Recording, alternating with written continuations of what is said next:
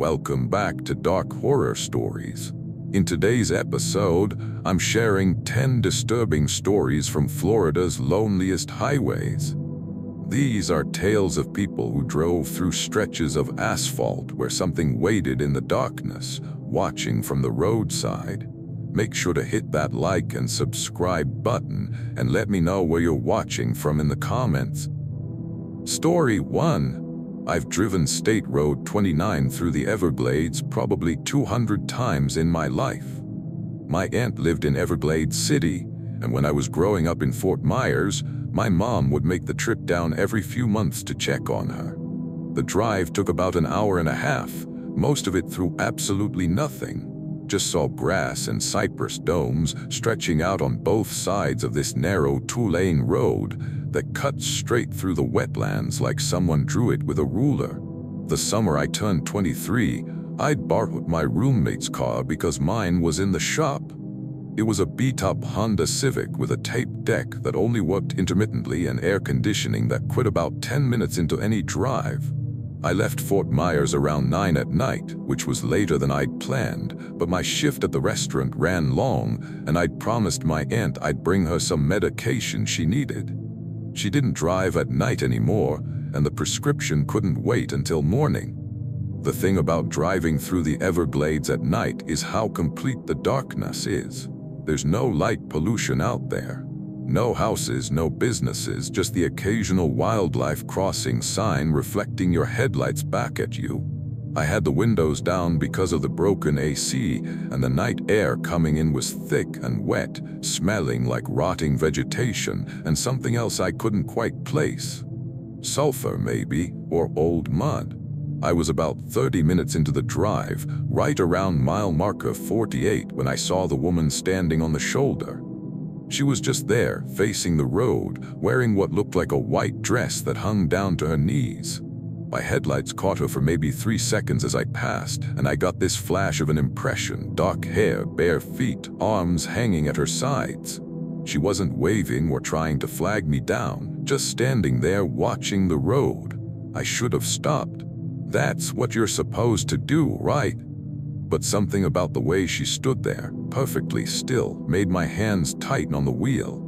I told myself she was probably from one of the Miccosukee villages, that maybe her car had broken down and she was waiting for someone she'd called. People don't just stand on empty highways at night for no reason. Except about 5 minutes later, I saw her again. Same woman, same white dress, same position on the shoulder. But I'd been driving 55 miles an hour for 5 solid minutes. There was no way she could have gotten ahead of me. No other cars had passed going the opposite direction. No driveways or side roads she could have taken. My mouth went dry, and I remember the taste of the gas station coffee I'd grabbed in Fort Myers turning sour on my tongue. I pressed harder on the gas, watching my speedometer climb to 65, then 70. The road out there is straight enough that you can see pretty far ahead when your high beams are on, and I kept scanning for her, expecting to see that white dress materialize in my lights. The darkness on either side felt thicker somehow, like it was pressing in against the narrow corridor of my headlights. At mile marker 52, she was there again. This time I was close enough to see details. Her dress wasn't white, it was pale gray, like old weathered wood, and it was torn around the hem. Her feet weren't just bare, they were caked in black mud up to her ankles, and her hair wasn't dark, it was wet, plastered against her skull and hanging in thick ropes over her shoulders. But it was her face that made me gasp out loud. Her eyes were open, staring directly at my car as I approached, and they didn't blink, didn't move, just tracked me as I passed, and in that brief moment I saw that her mouth was open too, jaw slack, lips pulled back from her teeth. She looked drowned. I don't remember consciously deciding to floor it, but suddenly I was doing 85 on a road I'd never driven faster than 60 on, the Civic's engine screaming, hot wind roaring through the open windows. The rational part of my brain was trying to tell me I was seeing things, that the darkness and isolation were playing tricks on me, that I'd seen 3 different women, not the same one appearing ahead of me again and again. But I knew. Something in my gut knew. The next stretch of road had a slight curve to it, and I took it too fast, tires squealing, the car pulling hard to the left. I overcorrected and felt the right tires leave the pavement for a second, rattling over the shoulder before I yanked the wheel and got back on the road. When I straightened out, she was standing in the middle of my lane. I slammed on the brakes. The Civic didn't have ABS, and the tires locked up, the car sliding forward in a straight line toward her. I could see her clearly now in my headlights, the torn dress clinging to a body that was too thin, too angular, the wet hair framing a face that was bloated and gray, water still streaming from her open mouth, running down her neck and soaking into the fabric at her chest. The car stopped maybe 3 feet from her. We stared at each other through the windshield. I couldn't move, couldn't breathe. Her eyes were completely black, reflecting no light at all, like holes punched through her face into nothing. And then, very slowly, she raised one arm and pointed to the east, toward the dark expanse of saw grass and water. Her jaw moved like she was trying to speak, and black water poured out, splashing onto the asphalt. Something unlocked in my chest and I gasped, sucking in air, my hands fumbling for the gear shift. I threw the car into reverse and hit the gas, the Civic lurching backward, the engine whining. I spun the wheel, doing a clumsy 3-point turn, not caring if another car came around the curve and hit me. I just needed to not be there anymore. When I straightened out facing north, back the way I'd come, I looked in my rearview mirror. The road behind me was empty. I drove back to Fort Myers doing 90, checking my mirrors every few seconds. I called my aunt from a gas station and told her I'd bring the medication in the morning, making up something about the car acting up. She sounded disappointed but understanding. I went back the next day, drove the whole stretch of 29 in bright daylight, windows up, AC repaired. I don't know what I expected to see, some sign of what had happened maybe, or some explanation I could latch onto. Around mile marker 52, I slowed down and looked at the shoulder, the saw grass beyond it, the water glinting in the sun. There was nothing, just road and swamp and emptiness. But about a mile south of where I'd stopped the night before, someone had left flowers on the shoulder. White lilies, still fresh, tied with a pink ribbon. I didn't stop to read the card that was attached to them. I still drive 29 sometimes when I have to, but never at night. And I took the Civic to a car wash 3 days later, which I know doesn't make any sense. But when I got in it that morning, there were wet footprints on the floor mat in front of the passenger seat. Small prints, barefoot, the kind of prints that leave puddles behind them. The mat had been dry when I'd parked the car. Story 2. The Tamiami Trail is one of those roads that feels like it shouldn't exist. It's US 41, running east to west across the bottom of Florida, and for a long stretch it's just this narrow strip of asphalt cutting through the Big Cypress National Preserve. When my brother Jake and I were in our early 20s, we'd take his pickup out there sometimes at night, just to drive and talk and get away from our parents' place in Naples for a few hours. Jake had gotten back from a deployment in Afghanistan about 6 months earlier, and he wasn't sleeping well. The drive seemed to help. It was late October, probably around 2 in the morning, and we were heading east with the windows down and the radio off. Jake didn't like sudden noises anymore, so we mostly drove in silence, which was fine. The moon was almost full that night, bright enough that you could see the cypress trees standing in the water on either side of the road, their trunks pale gray against the darkness. We passed the last wildlife, crossing maybe 10 minutes back when Jake suddenly said, "Stop the truck." I looked over at him. He was staring out the windshield, his jaw tight the way it got when he was tense. "What's wrong?" "Just stop. Pull over." I eased the truck onto the shoulder and put it in park. The engine ticked in the silence. Jake was still staring straight ahead, and I followed his gaze but didn't see anything, just empty road stretching ahead of us, the broken white line dividing the lanes, the darkness of the preserve on both sides. "You see that?" Jake asked quietly. "See what?" He pointed. "The lights." I looked harder, and after a few seconds I saw them, small yellow lights, maybe 5 or 6 of them, bobbing in the darkness about 50 yards off the road to our right. They moved slowly, irregularly, like people carrying lanterns through the swamp. "Probably park rangers," I said, though I wasn't sure why rangers would be out there at 2 in the morning. "Or airboat operators." "There's no sound," Jake said. He was right. The Everglades at night is never completely silent. You get frogs, insects, the occasional splash of something moving through water. But I couldn't hear any engines, any voices, anything that would explain lights moving through the preserve. We watched them for maybe 2 minutes. The lights drifted through the cypress stands, never getting closer to the road but never moving away either, just paralleling the highway. And then, one by one, they winked out. "Weird," I said, trying to sound casual. "You want to keep going?" Jake didn't answer. He was reaching for the door handle. "What are you doing?" "I want to see what that was." "Jake, we're not going out there. It's the middle of the night. That's swamp." "I'll stay on high ground. I just want to look." He opened the door and slid out before I could stop him, his boots crunching on the gravel shoulder. I cursed and killed the engine, grabbing the flashlight from the glove box. My sneakers weren't exactly swamp appropriate, but I wasn't letting him go out there alone, not with the way he'd been since he got back, sometimes steady, sometimes not, always harder to read than he used to be. The ground near the shoulder was relatively firm, covered in low grass and palmetto scrub.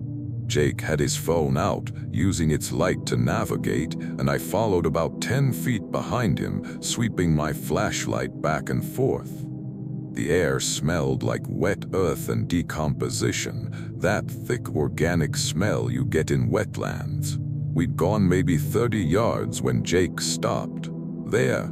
I came up beside him and pointed my flashlight where he was looking. At first, I didn't understand what I was seeing. It looked like a structure of some kind, metal framework forming a rough dome shape about 6 feet across. But as my light played over it, I realized it was a cage. An old animal trap, probably the kind they might have used decades ago for gators or panthers. The metal was red with rust, and the door hung open on broken hinges. "Why would this be here?" I asked. Jake didn't answer. He was walking toward it, and despite every instinct telling me to stop him, I followed. When we got close, I could see that the bottom of the cage was filled with dark water, and something pale was floating just beneath the surface. "Jake, don't." He'd already crouched down, reaching into the water. I watched him pull out a piece of cloth, dripping and rotted. A shirt, maybe white or light blue once, now stained brown and gray.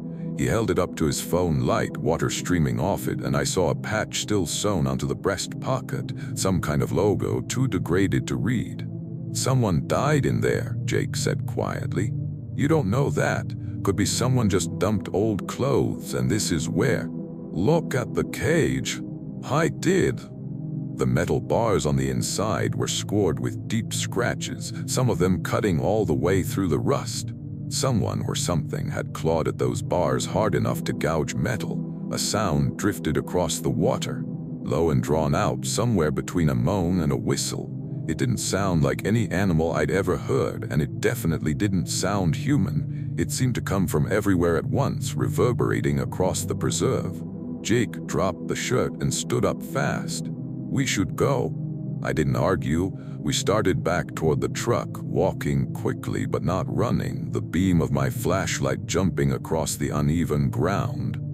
The sound came again, closer this time, and with it I heard something else, a rhythmic splashing like something moving through shallow water, moving parallel to us, keeping pace. "Don't look," Jake said. "Just keep walking." But I did look. I couldn't help it. I swung my flashlight to the right, toward the sound, and the beam caught something standing in the water about 20 feet away. It was tall, maybe 7 feet, impossibly thin, with arms that hung down past where its knees should have been. The skin, if it was skin, was pale gray and slick, like it was covered in wet algae. It stood perfectly still as my light hit it, and I saw that its head was wrong, elongated and narrow, tilted at an angle that made my stomach twist. It had no face, just smooth, pale surface where features should have been. I heard myself make a sound, something high and broken, and then Jake grabbed my shoulder and shoved me forward. "Move, now." We ran. I don't know if the thing followed us. I didn't look back, couldn't look back, just focused on not tripping, not falling into the water, not losing sight of Jake's back in front of me. The splashing sound got louder, closer, and I could hear breathing that wasn't mine or Jake's, a wet, rattling sound that seemed to come from every direction. We hit the shoulder and scrambled up onto the pavement. Jake yanked the truck door open and I dove in behind him, pulling my door shut so hard the whole vehicle rocked. He had the engine started before I'd even got my seatbelt on, tires spinning on gravel before they caught asphalt. We drove in silence for 10 miles, doing 80 the whole way. My hands were shaking, and when I looked down at my flashlight, I saw it was coated in a thin film of something dark and oily. I rolled down the window and threw it out, not caring that it was a $30 flashlight. I didn't want it in the truck with us. "You saw it," Jake said finally, not a question. "Yeah. What do you think it was?" I didn't have an answer for that. Still don't. We never drove the Tamiami Trail at night again, and we didn't talk about what we'd seen. Jake moved out to Colorado about a year later, said he needed mountains instead of flatlands, needed to be somewhere he could see what was coming. But 2 weeks after that night, I was driving past the same stretch of road in daylight, and I slowed down to look at where we'd gone into the preserve. The cage was gone. I even pulled over and walked out there, following what I thought was the same path we'd taken. Found nothing but water and grass and cypress trees. Except on one of the trees, about chest height, someone had carved a deep X into the bark. The cuts were fresh, the wood inside still pale and bleeding sap. The X was bigger than my whole hand spread wide. Story 3. I got hired to drive medical supplies between Tampa and Miami for a courier company the summer after I finished community college.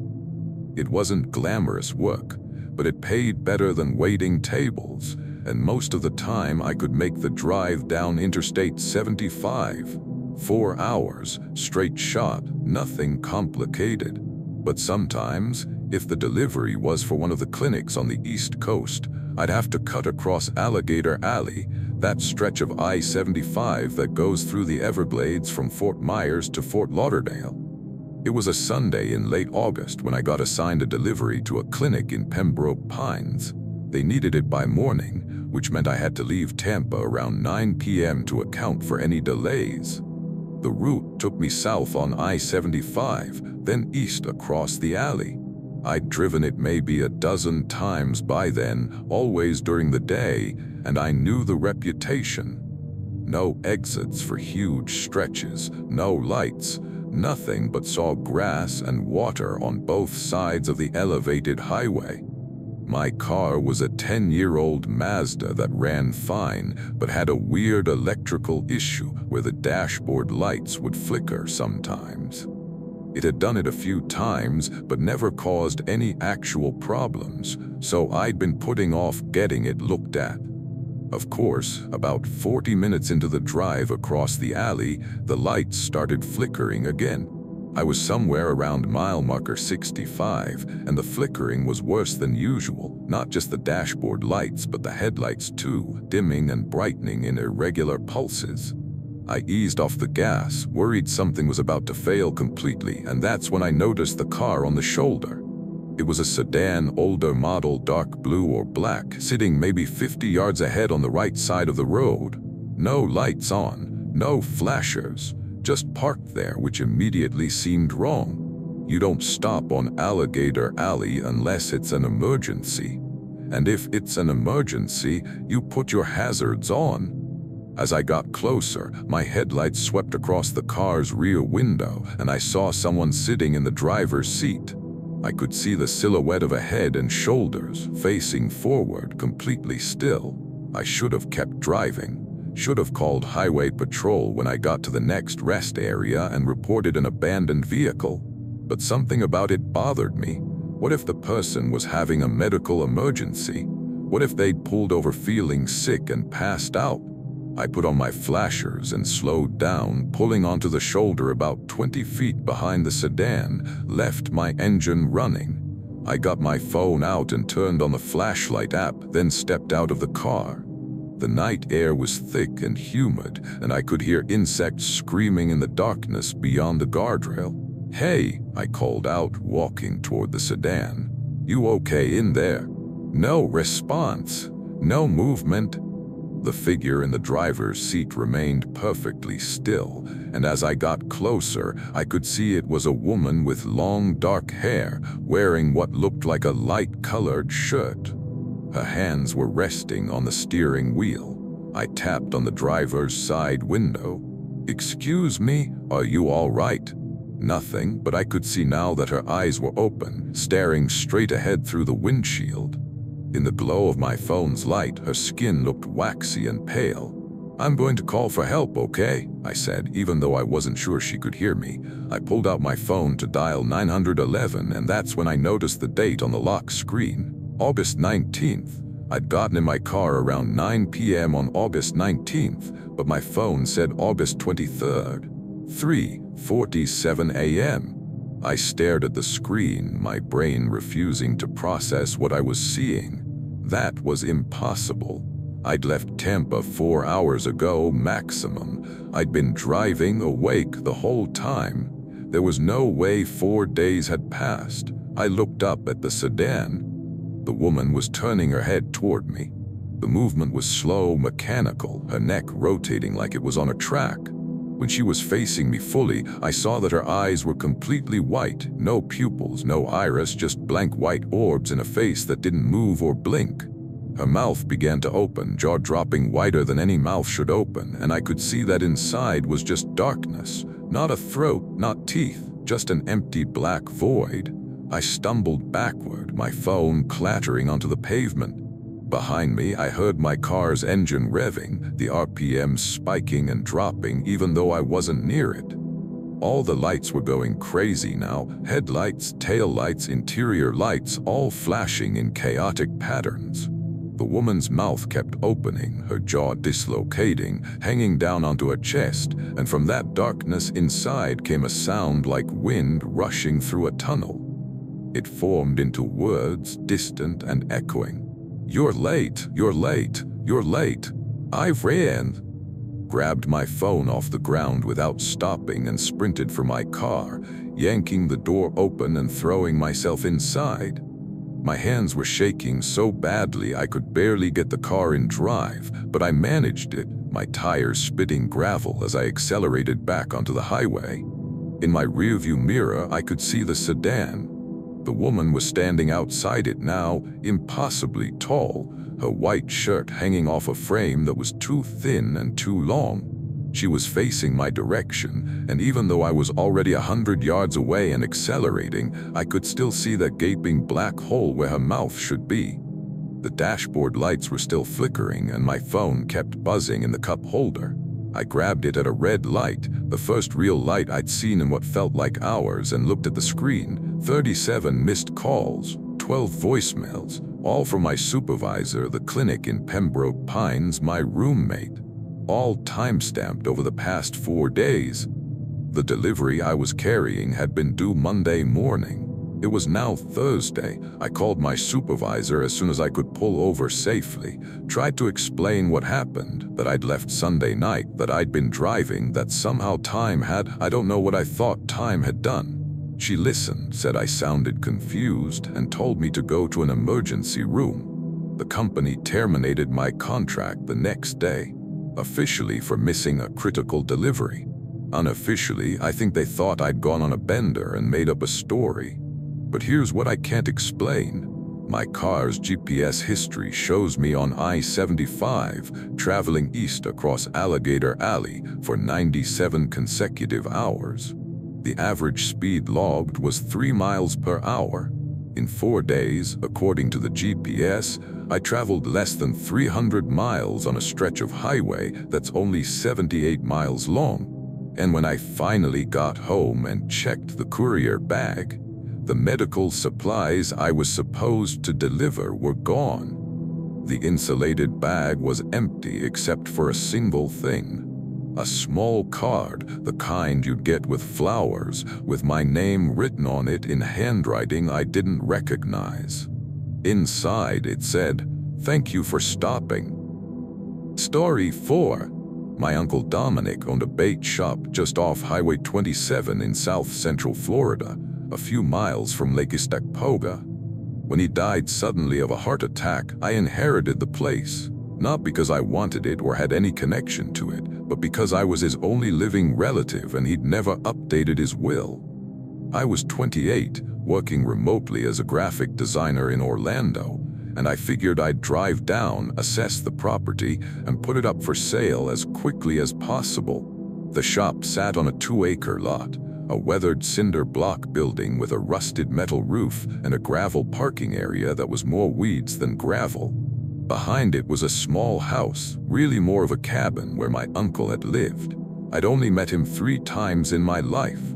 My mother hadn't spoken to him in 20 years, something about a falling out over my grandmother's estate that had never been resolved. I drove down on a Wednesday in September, pulling up around 4 in the afternoon. The place looked worse than I'd expected. The bait shop's windows were so filthy I couldn't see through them, and the house had several roof tiles missing. A hand-painted sign out front said Dominic's Live Bait and Tackle. The letters faded to almost nothing. The realtor I'd spoken with had said the property might be worth something to a developer, but standing there in the heat, surrounded by palmetto scrub and distant cypress, I had my doubts. The nearest house was at least a mile down the highway. The nearest town was Sebring, 15 miles north. I had a key the estate lawyer had given me, and I unlocked the shop first. The interior smelled like dead fish and mildew. Bait tanks lined one wall, all empty and crusted with algae. A cash register sat on a counter, unplugged, the drawer hanging open. Shelves held dusty fishing lures, coils of line, and packages of hooks that looked like they'd been sitting there for decades. I spent maybe 15 minutes looking through the shop before I moved to the house. It was 1 story, 3 small rooms, bedroom, bathroom, kitchen that doubled as a living area.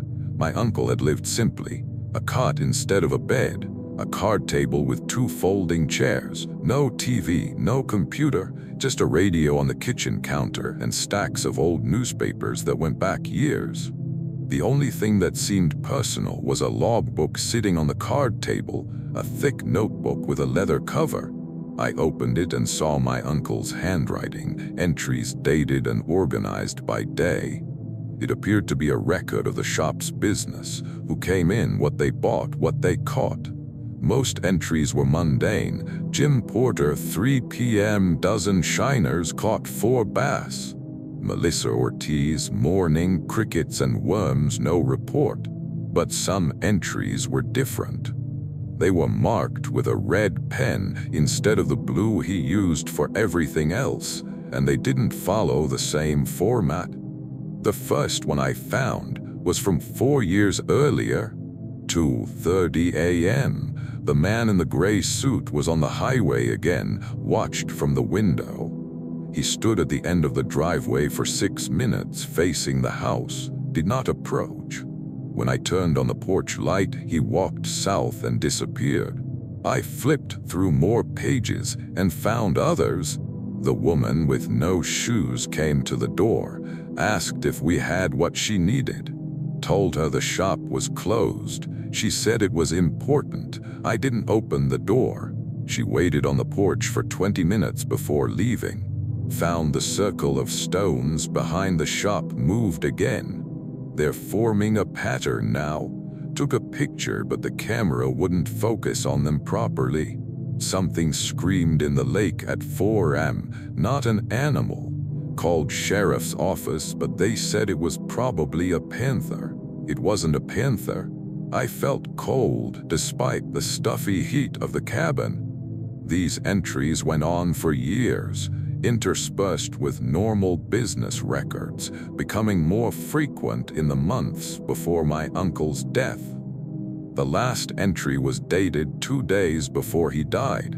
They've started coming during the day now. 3 of them stood in the parking area this afternoon while customers were in the shop. The customers couldn't see them or pretended not to. I'm very tired. I don't know how much longer I can keep doing this. I closed the logbook, my hands shaking slightly. My uncle had clearly been unwell, maybe experiencing delusions or early dementia. That was the rational explanation. But something about the entries felt detailed and specific in a way that didn't match how I understood mental illness to present. I decided I'd stay the night. I'd packed a sleeping bag just in case and deal with everything in the morning. The cabin had electricity, and after checking that the water ran clear, I felt secure enough. I ordered pizza from a place in Sebring, and it arrived just before sunset. I ate at the card table, reading more of the logbook because I couldn't seem to stop. My uncle had been documenting something, that much was clear, but what exactly remained frustratingly vague. He never described the people he saw in detail, never explained what she needed referred to, never took more photographs after that first mention. Around midnight, I got into my sleeping bag on the floor of the main room. The cot looked deeply unsanitary and tried to sleep. I'd left one light on in the kitchen, just enough to keep the room from being completely dark. Outside, I could hear insects and the occasional splash from the direction of the lake. I don't know what time it was when I woke up, but it was still dark. I'd heard something, a knocking sound, rhythmic and deliberate. It was coming from the front door. I lay frozen in my sleeping bag, listening. The knocking came again. 3 slow, evenly spaced knocks, then silence, then 3 more knocks. "Hello," I called out, my voice cracking. The shop's closed. The knocking stopped. I heard footsteps on the wooden porch, slow and heavy, moving from the door toward the window on the right side of the house. I could see the window from where I lay. The curtain was thin and I'd left it open a crack to let in air. A shadow passed across the window, too tall. The top of the shadow extended above the window frame, which was at least 7 feet off the ground outside. "We're closed," I said again, louder this time. "Come back in the morning." The shadow moved back toward the door. More knocking, but faster now, more insistent. And then a voice muffled through the door. "Do you have what I need?" It was a woman's voice, flat and inflectionless. I thought immediately of my uncle's log entry about the woman with no shoes. "I don't know what you need," I said. "The shop is closed." "Come back tomorrow." "The shop is never closed," the voice said. He knew that. You should know that too. The door handle began to turn. I watched it rotate slowly, the old brass mechanism squeaking. I'd locked it. I was sure I'd locked it, but the handle kept turning, and then the door swung inward a few inches, stopped by the chain lock I'd also engaged. Through the gap, I couldn't see anyone, just darkness and the faint gleam of moonlight on the gravel outside. "Please," the voice said, "please, I need to come in." Something about the desperation in those words made it worse.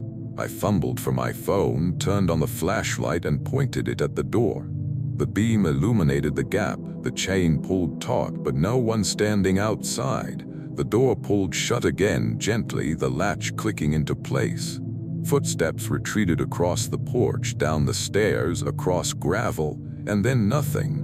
I didn't sleep the rest of the night. I sat with my back against the wall, phone in hand, listening to every sound. When the first gray light of dawn started filtering through the windows, I packed up my things as quickly as I could and went outside to my car. There were footprints in the gravel leading up to the porch, small, bare feet.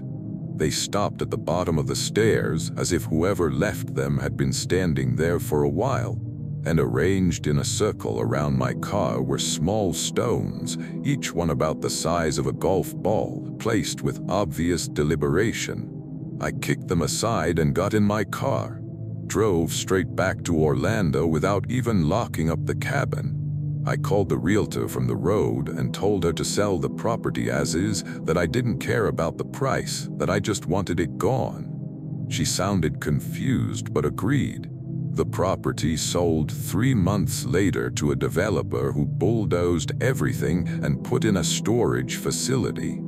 I never went back, but I kept the logbook. Sometimes I flipped through it, reading my uncle's entries, trying to understand what he'd been dealing with for all those years. Last week, I found something I'd missed before, a loose page tucked into the back cover, written in my uncle's handwriting but shakier, less controlled. If you're reading this, it means you came. I'm sorry. I tried to break the pattern, but I don't think it's possible. They'll come to you now. You have to decide what you'll do, serve them like I did, or refuse. Either way has a cost. I couldn't pay it anymore. Forgive me. That night, just after 2 a.m., someone knocked on my apartment door. 3 slow, evenly spaced knocks. I didn't answer, but they've come back every night since. Story 5.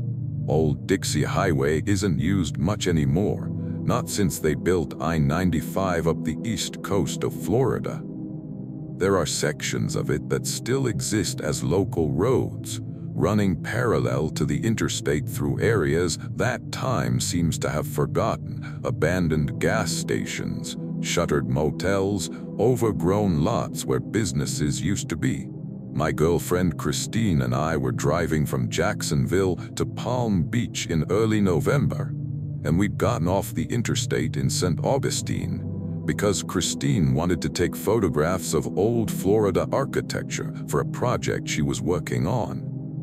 We'd been following Old Dixie for about 30 miles, the road winding through pine forest and past properties that looked like they hadn't seen maintenance in decades. It was late afternoon, probably around 5, and the sun was starting to get low, turning everything orange and gold.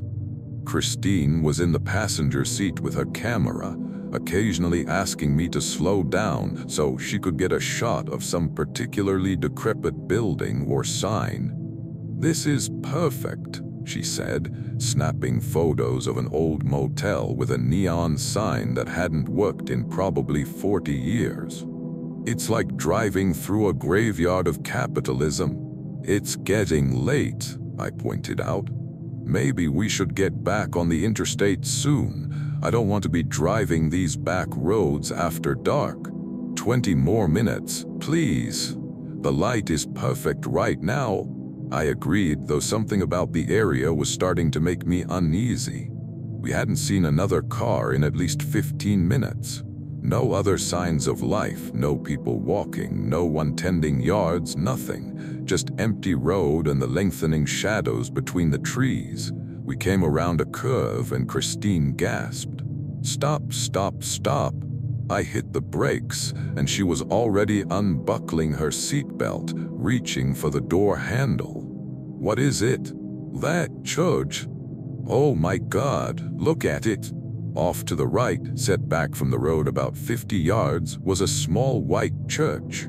It was classic old Florida style, wooden structure, steep pitched roof, a small bell tower at the front, but what made it remarkable was the state of decay. The whole building was leaning slightly to one side, the windows were dark and some broken, and the white paint had peeled away to show gray wood underneath. Vines had grown up the sides and across part of the roof. "I need to get pictures of this," Christine said, already out of the car. "Chris, I don't know if that's a good idea. That place looks like it could collapse." I'll stay outside. Just give me 5 minutes." She was already walking toward it, camera raised, and I sighed and turned off the car. The air outside was cooler than I'd expected, and it smelled like pine needles and something else, something sweet and rotten, like fruit left too long in the sun. I followed Christine up an overgrown path toward the church. There was a small sign near the road, so weathered I almost couldn't read it. St. Mark's Baptist Church, Est 1923. Below that, someone had spray-painted in red, "Stay out." "You see that?" I asked Christine. She waved me off. "It's probably just kids. Look at this place, Elijah, it's beautiful." I suppose in a way it was. The late afternoon light was hitting it at an angle that made the peeling paint look almost artistic, and the vines softened the angles of the structure. But there was something wrong about it too, something I couldn't articulate. The windows were too dark. The door, a heavy wooden thing with a rusted handle, was slightly ajar, and I couldn't see anything of the interior beyond it. Christine was circling the building, taking photos from different angles. I stayed near the front, my hands in my pockets, watching the tree line. I couldn't shake the feeling that we were being watched, though I couldn't see anyone. "I'm going to look inside," Christine called out. "What?" "No, Chris, that's not safe." But she was already climbing the 3 wooden steps to the door, testing each one to make sure it would hold her weight. "The steps are solid. I'll just look. I won't go in." I hurried over to join her, but she'd already pulled the door open wider and was leaning into the doorway, camera raised. I came up behind her and looked over her shoulder. The interior was a mess, pews overturned and broken, hymnals scattered across the floor, pieces of the ceiling collapsed and littering everything with debris, but at the far end where the altar would have been, someone had arranged something. It took me a moment to understand what I was looking at. Dozens of shoes, maybe hundreds. All sizes, all styles, arranged in neat rows facing the front of the church, as if invisible people were sitting in them, attending a service. "What the hell?" Christine whispered.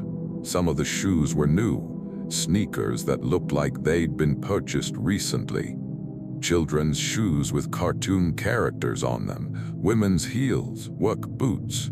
But some were old, the leather cracked and falling apart, the fabric rotted, and they were all positioned carefully, paired up, toes pointing forward. "We should go," I said. Christine raised her camera and took several shots, the click of the shutter loud in the silence. "This is insane. Who would do this?" "I don't know, and I don't want to know. Let's get out of here." She lowered the camera and nodded, and we both turned to leave. That's when we saw the man standing at the bottom of the steps. He was old, maybe 70, wearing a black suit that was too big for his thin frame and a white shirt buttoned up to his collar. No tie. His face was deeply lined, skin like tanned leather, and his eyes were such a pale blue they looked almost white. He was smiling, but it was a strange smile, too wide, showing too many teeth. "Good evening," he said. His voice was soft, almost gentle. "Have you come for service?" "No," I said quickly. My girlfriend was taking pictures. We didn't mean to trespass. We're leaving now." "No trespass," the man said, still smiling. "All are welcome in God's house. Would you like to sit? Service begins soon." Christine's hand found mine and squeezed. "We really need to go. We have somewhere to be." The man's smile didn't change. "Everyone has somewhere to be. That's the trouble with people now, always rushing, never stopping to sit, never stopping to listen." He gestured toward the church behind us. "The congregation is waiting." "There's no one in there," I said. "You didn't look carefully enough." He took a step up onto the first stair, and Christine and I both moved backward back into the doorway. "They're very quiet now, very patient, but they're there. They're always there." I could feel the darkness of the church behind me, and I had the horrible certainty that if I turned around, the rows of shoes would be filled now, occupied by things I didn't want to see. Christine was pulling on my hand, trying to move us to the side to get past the man and down the stairs. "We just need to get past you," I said, trying to keep my voice steady. "We're not looking for any trouble." "No trouble," the man said. "Never any trouble here, just sit, just listen, just stay." He took another step up and another, and we had no choice but to move backward into the church. I felt the darkness close around us, smelled mildew and rot, and beneath that something worse, something organic and decaying. Christine made a small sound in her throat. The man was on the top step now, silhouetted against the fading daylight outside. "Take off your shoes," he said, and his voice had changed, become layered, as if multiple people were speaking in unison. "Add them to the congregation. Take your place. Service is beginning." I don't remember deciding to move, but suddenly Christine and I were running, not toward the front door but toward the side of the church, where I'd seen a window earlier. We hit the wall together, and I grabbed a piece of broken pew and swung it at the window, shattering what was left of the glass. I knocked out the remaining shards with the board and practically threw Christine through, then climbed out after her. We ran, crashed through underbrush, Christine's camera banging against her chest, my lungs burning. Behind us, I could hear the man calling out, his voice echoing strangely. "Service is beginning. Everyone must attend. Everyone must stay." We hit the road, and I fumbled for my keys, got the car started while Christine dove into the passenger seat. I didn't bother with seat belts, just threw the car into gear and accelerated, gravel spitting from under the tires. Neither of us spoke for at least 10 minutes. I kept checking the rearview mirror, expecting to see the man standing in the middle of the road behind us, but the road stayed empty. Eventually, Christine started crying, quiet tears running down her face, and I reached over and took her hand. "Did you see them?" she asked finally. "See what?" "When we were backing up, when we were in the church." I looked down at the shoes. "Chris, they weren't empty anymore, Elijah. They weren't empty." We got back on I-95 as soon as we could and drove straight to Palm Beach without stopping. Christine deleted all the photos she'd taken of the church, and when I asked her why, she said she didn't want to remember it, didn't want any evidence that we'd been there. But 3 days later, she found something in her camera bag. A single photograph printed on old photo paper, the kind they used decades ago. It showed the interior of the church, the rows of shoes arranged before the altar. And in every single pair of shoes, there were feet. Gray, withered feet, some nothing but bone, standing patiently as if waiting for something to begin. Neither of us had taken that photograph. It wasn't in her camera's memory. But there it was, tucked into the pocket of her camera bag like someone had left it there for us to find. We burned it. But sometimes I still dream about those shoes, all those empty shoes that weren't empty at all, and I hear that voice saying, "Service is beginning." And I wake up checking to make sure I'm still wearing mine. Story 6. The stretch of Highway 98 between Panama City and Apalachicola is lonely even during the day. At 3 in the morning in late January, it felt like driving across the surface of the moon. I was making the trip because my dad had been in a car accident, nothing life-threatening, but serious enough that he needed someone to drive him home from the hospital in Apalachicola. I lived in Destin, and the drive was a little over 2 hours in good conditions. The rain started about 40 minutes into the drive, not heavy but steady, making the road slick and reducing my visibility. My truck's windshield wipers were old and streaked more than they cleaned, so I slowed down to 50, my hazards on, trying to stay in my lane. The highway runs right along the coast through there, and on the right side I could occasionally see flashes of the Gulf, just blackness and the white foam of waves catching moonlight. On the left was pine forest, dense and dark. No streetlights, no houses. Just road and trees and water. I'd passed through Beacon Hill and was maybe 20 miles from Apalachicola when I saw the pickup truck. It was parked on the shoulder ahead, driver's side facing the road, hazard lights flashing. As I got closer, I could see it was a newer Ford, red or maybe maroon, and someone was standing next to the driver's door. I slowed down. The figure raised an arm and waved, not frantically, just a single slow wave like flagging me down. I pulled onto the shoulder about 30 feet behind the truck and put my own hazards on, leaving the engine running. Through the rain-streaked windshield, I could see it was a woman, maybe in her 40s, wearing a rain jacket with the hood up. She walked toward my truck, not hurrying, just a steady pace through the rain. I rolled down my window halfway. "You need help," I called out. She came up to my window and I got a better look at her. Pale face, dark eyes, hair plastered wet against her cheeks despite the hood. She was smiling, but it was an odd smile, like she wasn't quite sure how to make the expression. "Flat tire," she said. "Do you have a jack I could borrow? Mine's missing from the truck." Something felt off, though I couldn't pinpoint what. Maybe it was the way she was smiling despite being stuck in the rain at 3 a.m. Maybe it was that her rain jacket looked expensive and new, like she just bought it, but her truck looked lived in and well used. "I've got one," I said. "Let me pull up next to your truck and I'll help you change it." "That's kind of you," she said, still smiling. "Very kind." I rolled up my window and put the truck in drive, pulling forward to park beside her Ford. As I did, my headlights swept across her truck's interior, and I saw something that made me hesitate. The driver's seat was soaking wet, water pooling on the leather, dripping onto the floor mat, like someone had just climbed out of a swimming pool and sat there. I told myself she'd probably been driving with the window down, or maybe her window seal leaked. But the rest of the interior looked dry, just the driver's seat was wet.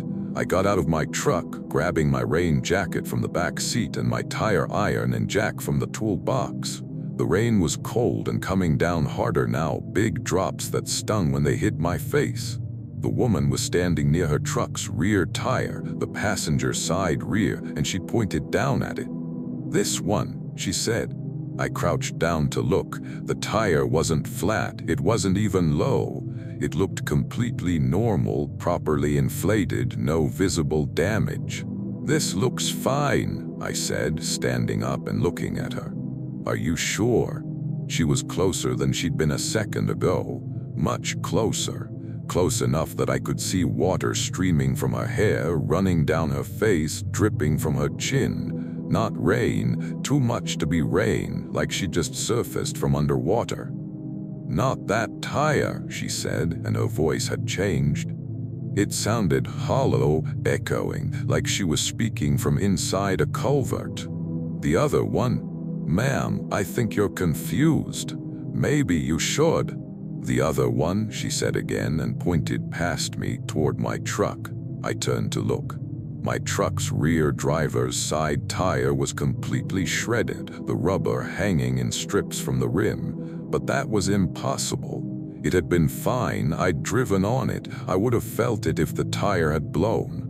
What? How did? When I turned back, the woman was gone. I spun around looking for her. She wasn't by her truck, wasn't walking away down the road. I looked in the windows of her Ford and saw the driver's seat was dry now, the interior completely normal. The truck's hazard lights were still flashing. "Hello," I called out. "Ma'am."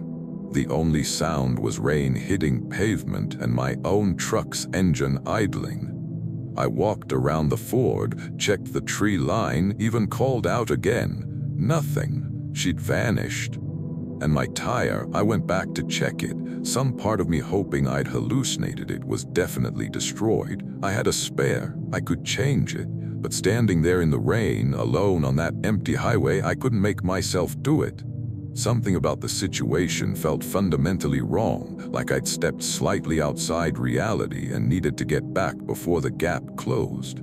I got in my truck, locked the doors, and called 911. Told them I'd had a tire blowout on Highway 98, gave them my location, said I needed someone to come help me. The dispatcher said it would be about 45 minutes. While I waited, I watched the Ford in my rearview mirror. Its hazard lights kept flashing, steady and rhythmic. No one came back to it. No one appeared on the road. After about 10 minutes, I noticed something odd. The truck's license plate was reflecting my headlights, and I could see the numbers and letters.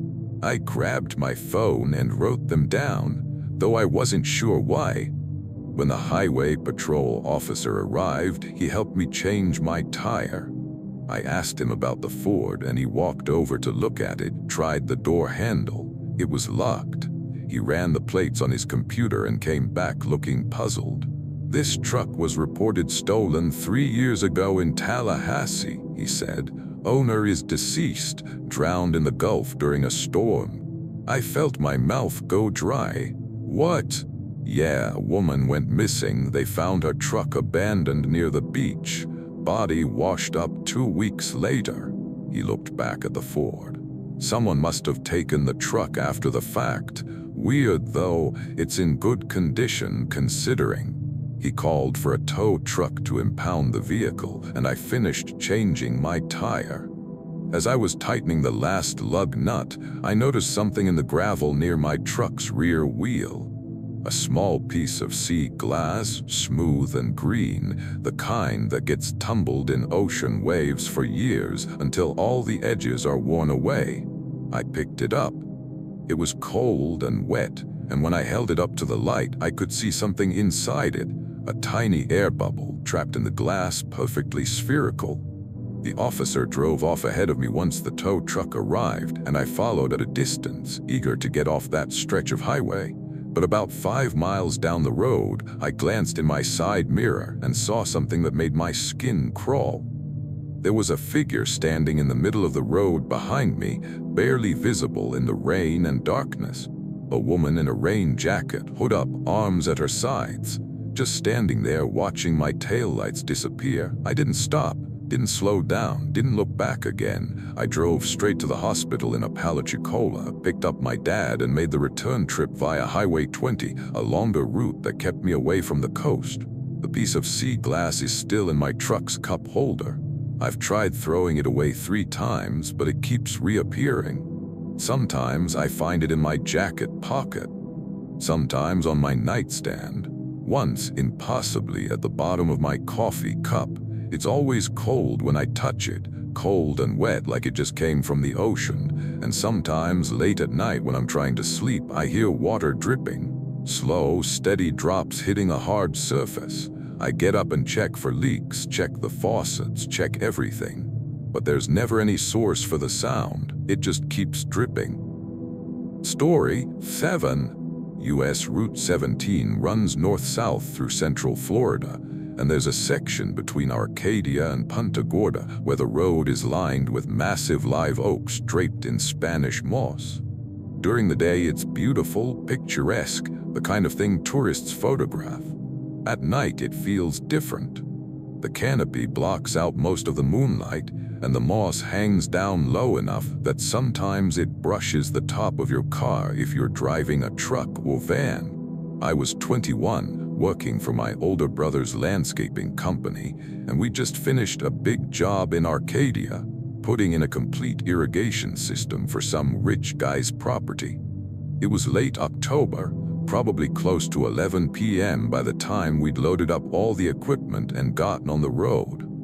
My brother Felix was driving his work van, and I was following behind in my Honda, hauling the trailer with the small excavator. We'd been on Route 17 for maybe 20 minutes when Felix called my cell. I answered on speakerphone. "Hey, I'm gonna pull over for a minute," he said. "Need to check something on the trailer hitch. Think I felt it shift." "All right," I said. "I'm right behind you." He slowed down and pulled onto a wide shoulder where someone had cleared back the vegetation, probably for emergency parking. I pulled in behind him and got out, stretching. The air was warm and humid, thick with the smell of decomposing leaves and something floral I couldn't identify. Felix was already at the back of his van, crouched down by the hitch. "Yeah, it's loose. Give me 5 minutes to tighten this up." I nodded and wandered a few steps away, looking up at the canopy of oaks overhead. The Spanish moss hung in long curtains, swaying slightly in a breeze I couldn't feel, and that's when I noticed the farmhouse. It was set back from the road maybe 50 yards, barely visible through the trees. A 2-story structure with a peaked roof and a wraparound porch, painted white, or it had been white once. Now it looked gray in the darkness, weathered and sagging. No lights on inside, no car in the driveway. It looked abandoned. "You see that house?" I asked Felix. He glanced up from what he was doing. "What house?" "Right there," I pointed, "through the trees." He squinted into the darkness. "I don't see anything, man. Too dark." I walked a little closer to the tree line, and now I could see it more clearly. There was definitely a house there, and what's more, there was something on the porch. Movement. Someone walking slowly from one end to the other, back and forth, like they were pacing. "There's someone there," I said. "Where?" "Dude, I literally don't see what you're talking about." I turned to look at him, ready to argue, and when I looked back at the house, the figure had stopped pacing. They were standing at the porch railing now, facing our direction. And even though I couldn't make out any details in the darkness, I had the overwhelming certainty that whoever it was, they were looking directly at me. "Felix, do you seriously not see that?" "See what?" He sounded annoyed now. "There's trees. I see trees. Are you messing with me?" The figure raised one arm slowly, pointing toward us, toward me. And then it started walking down the porch steps, moving into the yard, coming closer. "Felix, we need to go." "What? I'm not done. We need to go right now." Something in my voice must have gotten through to him because he stood up, leaving the hitch half-tightened. "What's wrong with you?" The figure was crossing the yard now, walking steadily toward the road. It moved strangely with a hitching gait, like one leg wasn't working properly. As it got closer to the road, passing through patches of moonlight that filtered through the canopy, I saw that it was a woman in a long dress, dark fabric that dragged on the ground. "Get in the van," I said, "please." Felix looked where I was looking, and I saw his expression change. "Oh shit, you see her too? You can see her now?" "Yeah, why couldn't I see her before?" He was backing toward his van, not taking his eyes off the figure. "Why can I only see her now?" The woman had reached the road. She stood at the edge of the pavement, maybe 20 feet from where we parked, and I could see her face now. It was pale and drawn, skin pulled tight over bones, and her eyes were too large, too dark. Her mouth hung open slightly, and I could see that she had too many teeth, rows of them small and sharp, going back into the darkness of her throat. "Please," she said, and her voice was thin and reedy, like wind through a crack in a window. "Please help me. I've been waiting so long." "Get in the vehicles," Felix said. "Get in now." We both moved at the same time. Felix threw himself into his van, and I ran for my Honda, fumbling with the door handle. Behind me, I heard footsteps on pavement, not running, just walking with that same hitching gait, steady and unhurried. I got the door open and dove inside, jamming the key into the ignition. The engine turned over and I threw it into drive, pulling away from the shoulder without even checking if anything was coming. In my rearview mirror, I saw the woman standing where my car had been parked, watching me leave. Her arm was still raised, still pointing. Felix's van pulled out behind me, and he was on the phone immediately. "What the hell was that?" "I don't know," I said, my hands shaking on the wheel. "Did you see her face?" "I saw enough. Did you see the house, though? When we were leaving?" "What about it?" "There was no house, Marco. When I looked back after we started driving, there were just trees. No house, no clearing, nothing. I looked in my mirror again. The stretch of road where we'd stopped was already out of sight behind us, blocked by a curve and the hanging moss. That's not possible. We both saw it. We also both saw her, Felix said. Eventually, why didn't I see her at first? We drove in silence for a few minutes, our phones still connected, just the sound of our engines and the road. I kept checking my mirrors, half expecting to see the woman standing in the middle of the road behind us, but there was nothing, just empty highway and darkness. I'm pulling over at the next gas station, Felix said. I need to finish tightening that hitch, and I'm not doing it on the side of the road anymore. Yeah, good call. We found a 24-hour gas station about 10 miles down the road, all fluorescent lights and a bored attendant behind bulletproof glass. While Felix worked on his hitch, I went inside and bought an energy drink I didn't want, just to be around other people, to be in the light. The attendant was a guy in his 60s, heavyset, wearing a Tampa Bay Rays cap. "Long night?" he asked as he rang me up. "Yeah." "Hey, you know anything about old houses on Route 17? Back near Arcadia?" He looked at me for a long moment. "You see something out there?" "Maybe. Why?" He handed me my change. "People see things on that stretch sometimes, usually at night, usually when they're stopped on the side of the road." He leaned forward slightly. "My advice, don't stop. And if you do stop and something comes out of those trees, don't talk to it, don't acknowledge it, and for God's sake, don't let it touch you." "What is it?" "Don't know. Folks have different stories. Some say it's a woman who died in a house fire back in the 30s, looking for someone to take her place. Others say it's older than that, something that was here before people, that just wears the shape of a woman to lure folks in." He shrugged.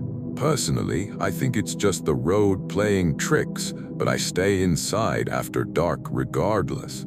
I thanked him and left, and we finished the drive back to Fort Myers without incident.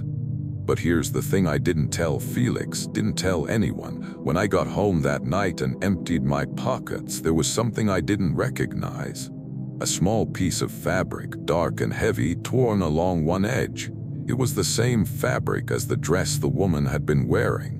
I burned it in my kitchen sink, watched it curl and blacken and turn to ash.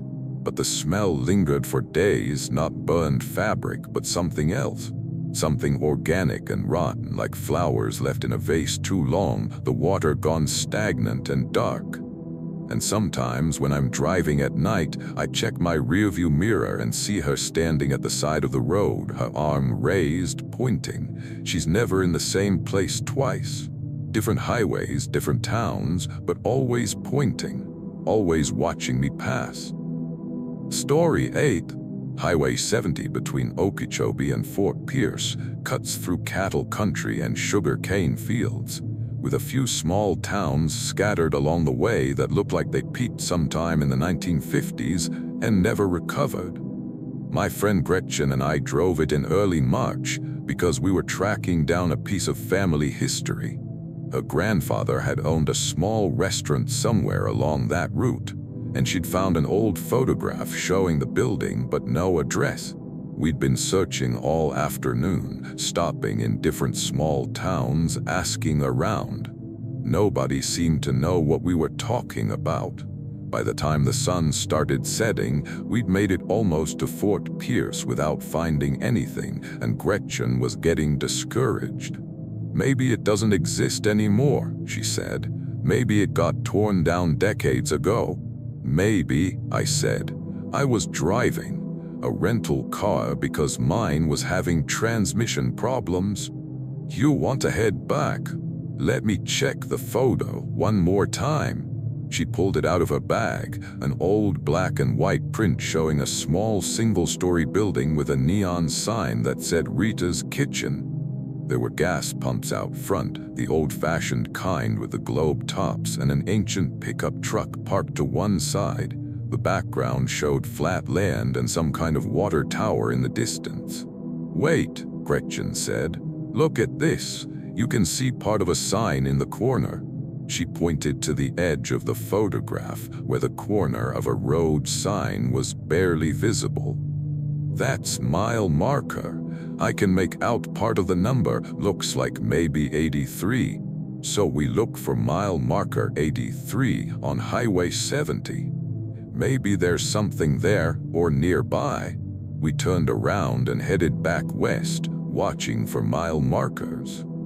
The sun was setting fast now, painting everything orange and purple, long shadows stretching across the fields. At mile marker 83 there was nothing, just empty land and a barbed wire fence marking off someone's pasture.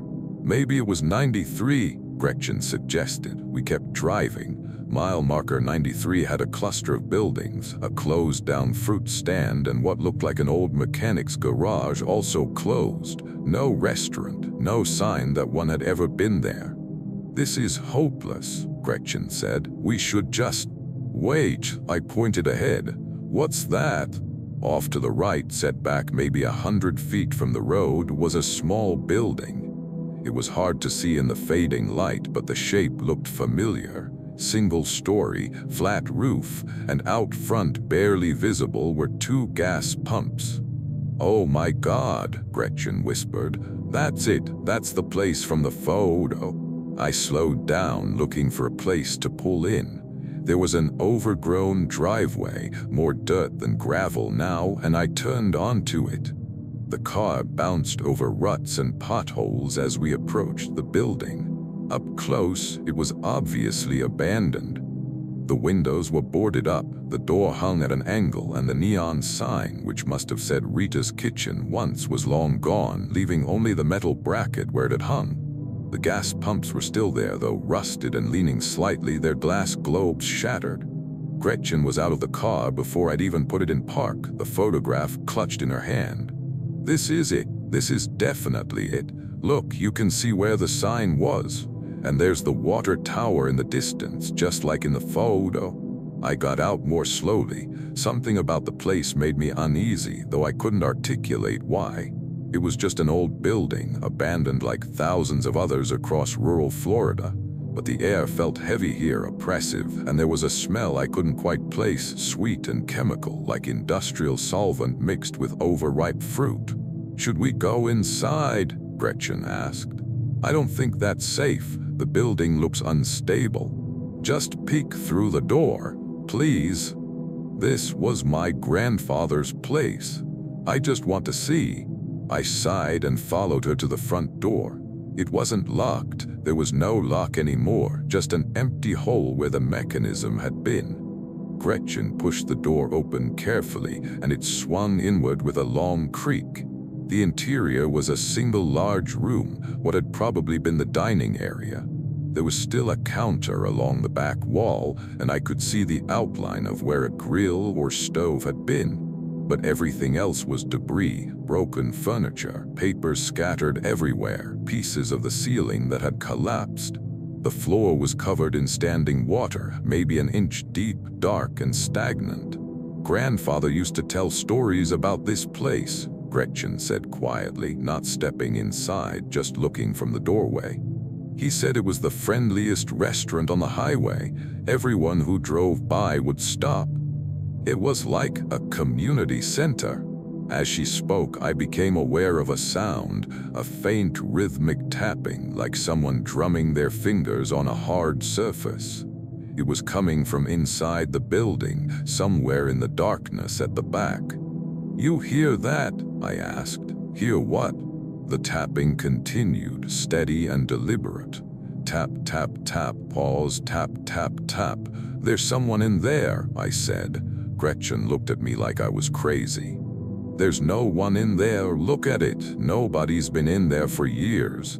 But the tapping continued, and now I could see movement in the shadows at the back of the room. Something shifting, adjusting position. I grabbed Gretchen's arm. "We need to go." "Bianca, what are you?" "Now." I pulled her back from the door and we started toward the car. Behind us, I heard the tapping speed up, becoming more insistent, and then a voice called out from inside the building. "Don't you want to stay for dinner?" We both froze. The voice was strange, cheerful but wrong somehow, the pitch too high, the words stretched out too long. It sounded like someone doing an exaggerated impression of friendliness, hitting all the right notes, but in a way that made it clear they didn't understand what friendliness actually was. "We're closed," the voice continued. "But we can make an exception. We always make exceptions for guests. Stay, please stay." Gretchen's hand found mine and squeezed hard. We started backing toward the car again, slowly, not taking our eyes off the doorway, and then something appeared there. It was tall, too tall to be a person, hunched over to fit through the doorway. The light was almost gone now, but I could see it was wearing clothes or something that had once been clothes, a white shirt or apron, stained dark with God knows what.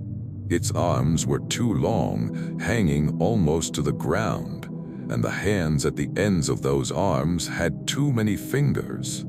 But it was the head that made my breath catch. It was shaped wrong, elongated horizontally, as if someone had taken a human skull and stretched it sideways. And where the face should be, there were just smooth, pale surface and a wide slit of a mouth that moved when it spoke. "Stay for dinner," it said again, and the mouth split wider, revealing rows of tiny teeth. "Everyone used to stay. Why don't people stay anymore?" We ran. I don't remember making the decision to run, but suddenly we were sprinting for the car, our feet slipping in the muddy driveway. Behind us, I heard the thing let out a sound, not words, just a long, wailing keen that rose and fell like a siren. I reached the car first, yanked the door open, and threw myself inside. Gretchen was right behind me, scrambling into the passenger seat. I started the engine and threw the car into reverse, not bothering to look behind me, just backing up as fast as I dared. The headlights swept across the front of the building as I turned around, and I saw the thing standing in the doorway, its two long arms spread wide as if beckoning us back. Then we were pulling onto the highway and I was accelerating, pushing the rental car as fast as it would go. Neither of us spoke for probably 20 miles. My hands were shaking so badly I could barely hold the wheel. Gretchen was crying quietly, her face turned toward the window. "What was that?" she asked finally. "I don't know. My grandfather's restaurant, his place. There was that thing. Maybe it wasn't his restaurant. Maybe we got the wrong building." But I didn't believe that, and neither did she. When we got back to her apartment in West Palm Beach, she took the photograph of Rita's kitchen and tore it into pieces, then burned them in her kitchen sink. "I don't want to know any more," she said. "I don't want to know what happened there. I don't want to know why it closed. I just want to forget." I agreed. We never talked about it again, never went back, never tried to research the history of the place. But a few weeks later, I was looking at Google Maps, just idly scrolling around, and I zoomed in on Highway 70 near where we'd been. I scrolled along the road, looking at the satellite images, trying to find mile marker 93. There was nothing there, just empty fields, no building, no gas pumps, no driveway, just flat land and a barbed wire fence. I checked multiple times, zoomed in as far as the images would allow. Nothing, like the building had never existed. But when I emptied my jacket pockets that night doing laundry, I found something folded up small in the bottom of one pocket. A paper menu, old and yellowed and stained, with Rita's kitchen printed across the top in cheerful script. Below that, in handwriting that looked like it had been added much later, someone had written, "Come back soon, we're always open. We're always hungry." I threw the menu away 3 times. It kept reappearing in my car, in my purse, tucked into books I was reading. Finally, I took it to a beach and tried to burn it, but it wouldn't catch fire. The flame from my lighter just wouldn't touch it, like there was an invisible barrier. I still have it.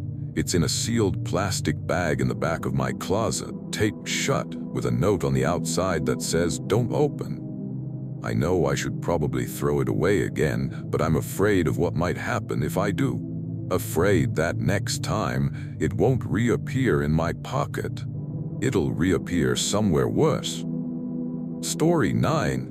The Overseas Highway, U.S. Route 1 from mainland Florida down through the Keys, is one of those drives that looks beautiful in photos, all that blue water and island-hopping bridges. My cousin Annika and I decided to drive it in April, a spontaneous road trip before she moved to Seattle for grad school. We figured we'd make it all the way to Key West, spend a few days, then drive back. We left Miami around noon on a Thursday, stopped for lunch in Key Largo, took photos on the 7-mile bridge. Everything was perfect, sunny, breezy, the water an impossible shade of turquoise.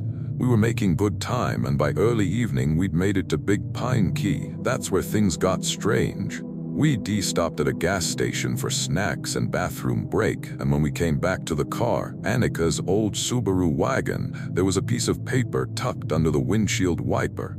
Not a flyer, just a plain piece of white paper folded in half. Annika grabbed it and unfolded it.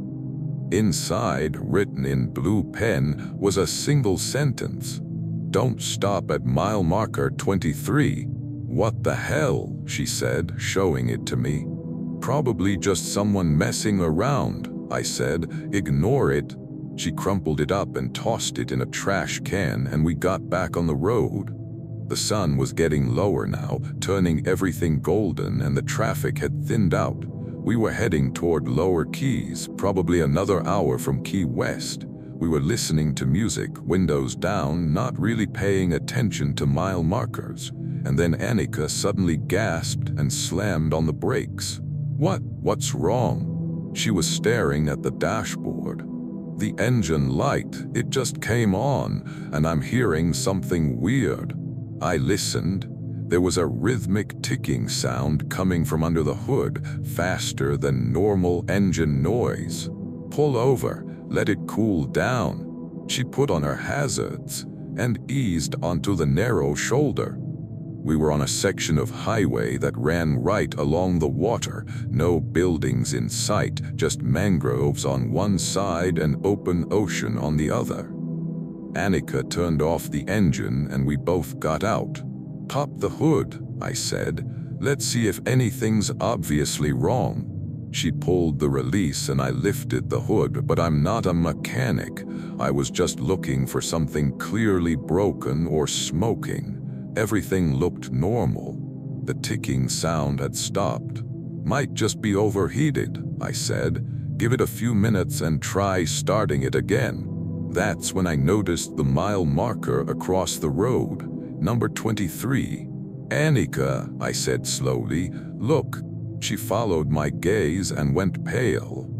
"Oh, you're kidding. That's just coincidence." "Probably." But neither of us believed it. We stood there for a minute, not sure what to do. The sun had dropped below the horizon now, and the light was fading fast.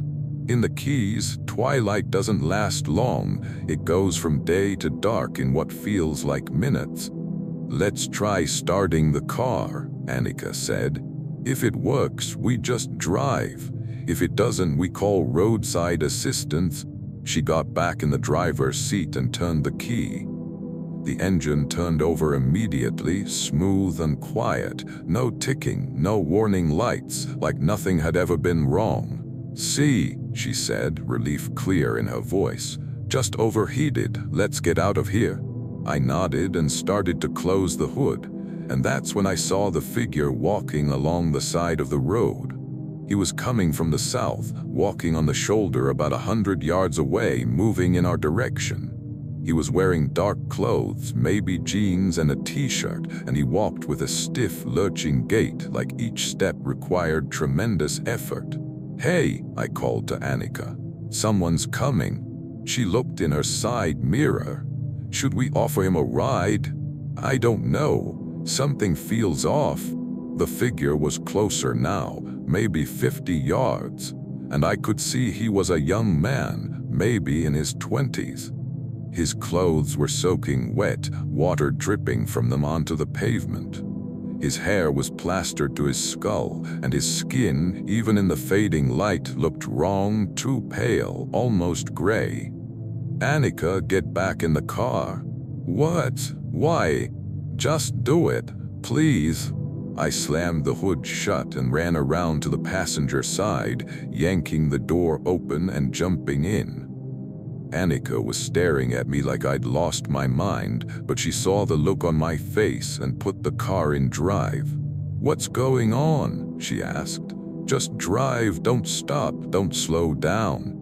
She accelerated, pulling back onto the highway, and as we passed the figure, I turned to look. He was standing on the shoulder now, no longer walking, just standing there with his arms at his sides. Water was streaming from his clothes, forming a puddle around his feet. And his eyes were completely black, like someone had taken a marker and colored over them. As we passed, he raised one arm and pointed at our car. His mouth opened, but no sound came out. Just that gesture, pointing, tracking us as we drove by. "Did you see him?" I asked. "Yeah, he looked soaked, like he'd fallen in the water or something." "Annika, we're surrounded by ocean. How did he get wet and then end up walking on the highway? Where did he come from?" She was quiet for a moment. "Maybe his car broke down. Maybe he went swimming to cool off while he waited for help, while wearing jeans and a t-shirt. At sunset."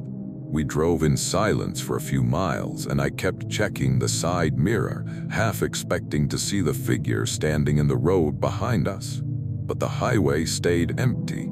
We made it to Key West, checked into our hotel, tried to enjoy the trip. But that first night, Annika woke me up around 3 a.m. "Darcy," she whispered, "look at this." She was holding her phone, showing me a photo she'd just taken of herself for some reason. Except in the background of the photo, reflected in the hotel room mirror, there was a figure. A man with wet clothes and black eyes standing in the corner of the room. I looked at the corner. There was nothing there, just empty space and the shadow of the dresser. "It's a glitch," I said, though my voice sounded unconvincing even to me. "Phone cameras do weird things in low light." She took another photo. The figure was in that one too, closer now, standing near the foot of her bed. "We're leaving," I said. We packed in about 3 minutes, threw everything in the car, and drove through the night back up the Keys.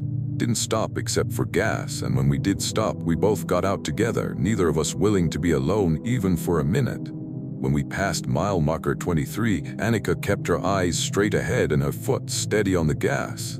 I looked, though, couldn't help it. And standing on the shoulder, in almost exactly the same place we'd stopped, was the figure.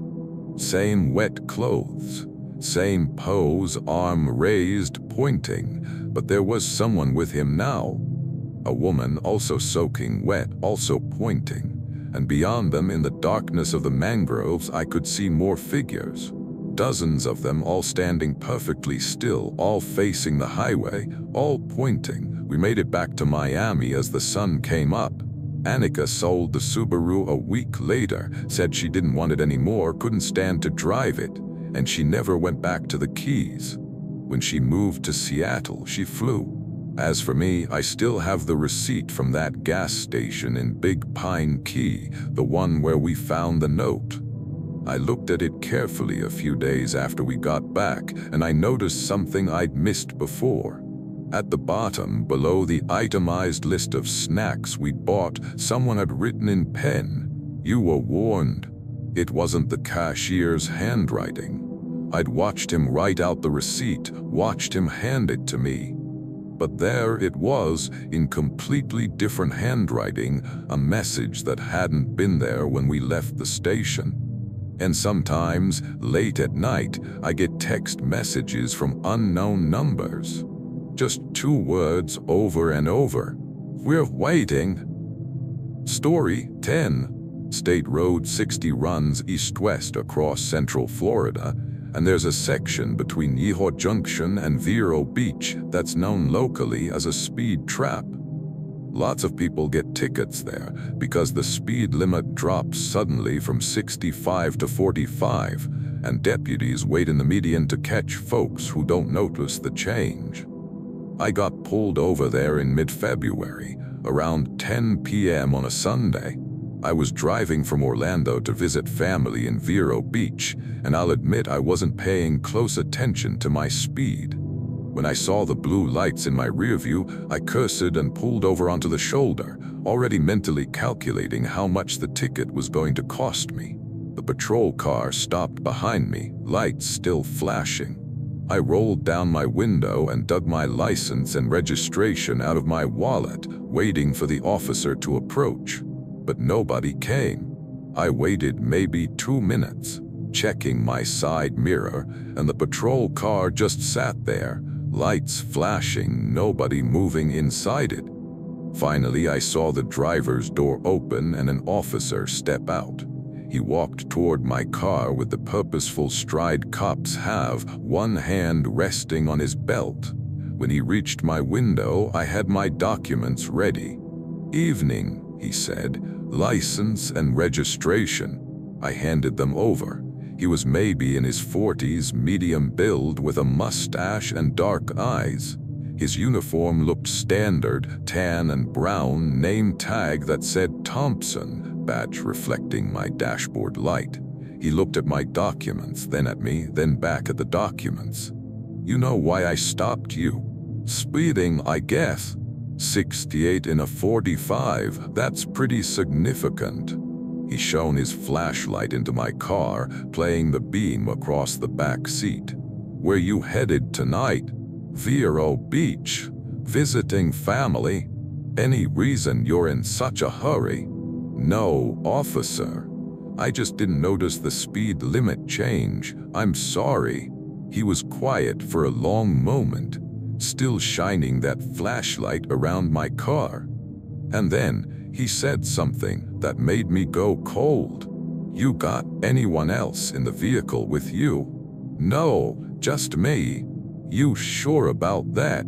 I looked at him confused. "Yeah, I'm sure. Why would?" "Because I'm seeing someone in your back seat." I twisted around to look. The back seat was empty, just my gym bag and a jacket I tossed there that morning. "There's no one there," I said. He stepped back from the window, his hand moving to his weapon. "Sir, I need you to step out of the vehicle, slowly." "What? Why?" "Sir, step out of the vehicle now." The tone of his voice left no room for argument. I opened the door and got out, hands visible, moving slowly. My heart was pounding. I had no idea what was happening or why he was acting this way. "Turn around," he said. "Face the car." I did. He came up behind me and I felt him pat me down quickly, professionally. "You carrying anything I should know about? Weapons, drugs, anything sharp?" "No, nothing." "I don't understand what's going on." He finished the pat-down and stepped back. "Stay there, don't move." I heard him walk back to my car, heard the rear door open. He was searching the back seat with his flashlight, moving the gym bag, checking under the seats. After a minute he came back. "You live alone?" he asked. "Yeah, why?" "When's the last time you had a passenger in this car?" I thought about it. "Maybe 3 weeks ago, my friend Brittany. I gave her a ride to work. Why are you asking me this?" He was looking at me strangely now, his expression hard to read. "I'm going to ask you something and I need you to answer honestly. Have you noticed anything unusual lately? Feeling like you're being watched? Objects moving when you're not looking? Hearing things?" "Watch? No, I mean not really." "What does this have to do with?" "Not really isn't no," he interrupted. "What have you noticed?"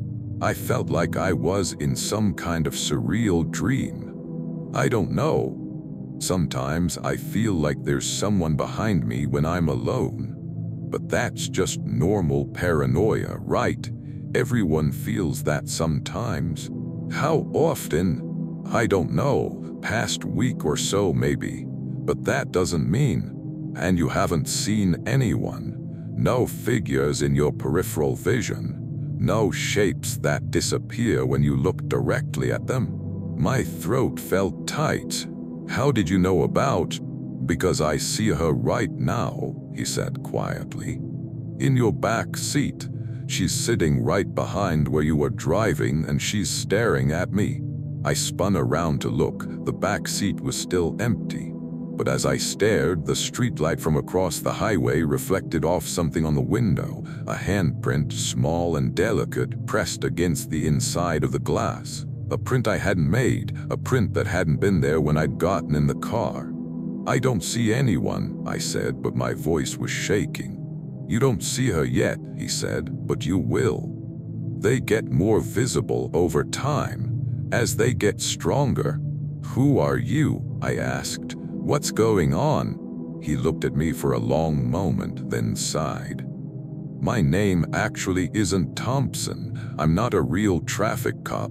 I'm something else. Someone who looks for situations like this and tries to help before they get worse. Situations like what? Attachments. Sometimes things attach themselves to people, usually after those people encounter something they shouldn't have. A place they shouldn't have gone, something they shouldn't have seen. And once attached, the thing feeds on the person's life, their energy, until there's nothing left. He gestured toward my car. You've got something attached to you. Has for maybe a week, you said. This is insane, I said.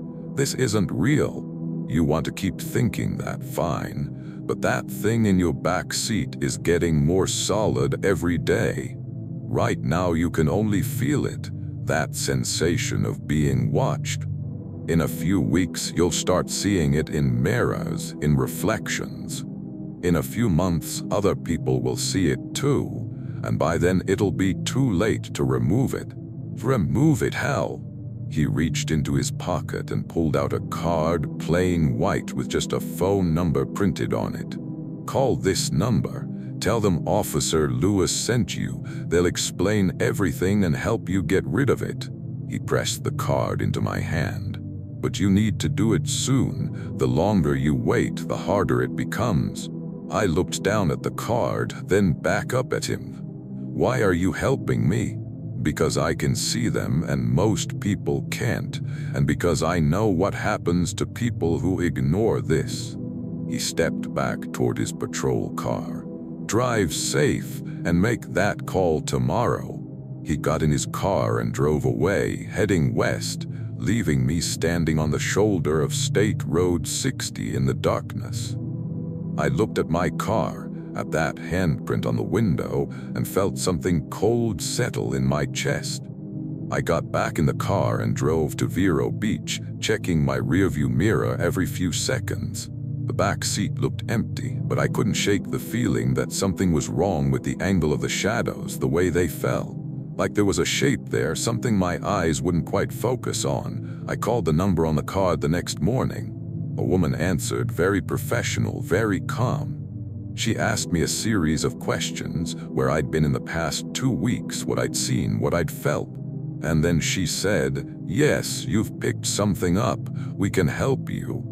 Can you come to our office in Winter Park? I went the next day, met with a man who called himself a spiritual consultant, though he looked more like an accountant.